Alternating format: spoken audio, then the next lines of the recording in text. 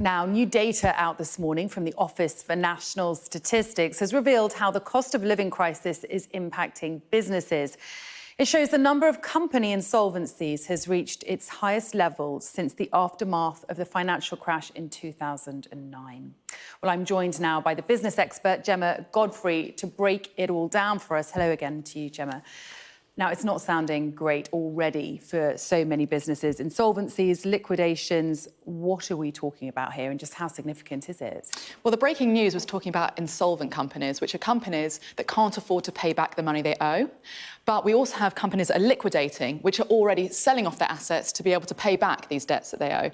And if we look at this chart, which actually combines those two numbers, what we can see there is if you go all the way over there, is actually there are more companies that are shutting down their operations than we saw at the peak of the financial crisis. This is how serious it is. We actually saw it basically during COVID when the government came out and gave companies a bit of financial support, it temporarily went down, but we're seeing it all feed through now. And if we look at what's causing that, it's unsurprising that it's being caused by energy bills.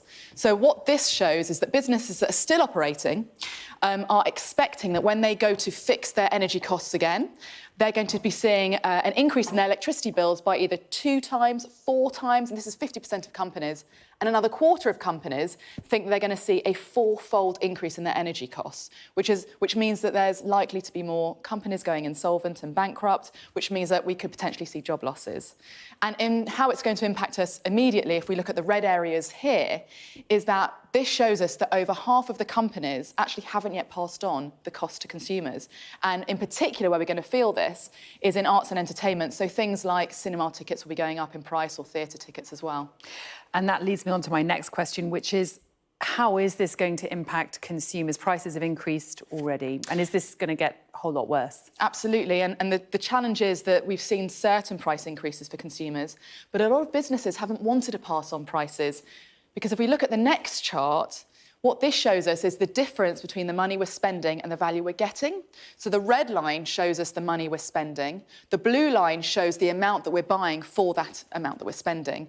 And what you can see is for the first time since COVID, since the pandemic, we're now spending more money and getting less value for it.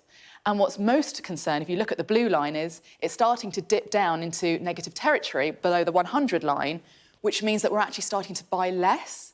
And that will obviously feed back into companies, selling less goods, which will mean that more of them will be going insolvent. And where we are actually holding back on where we're spending is we're still spending on essential goods, which is the blue area there, but we're really delaying a lot of unnecessary spend. So you break your phone, you're not necessarily going to go out and replace it or buying new clothes.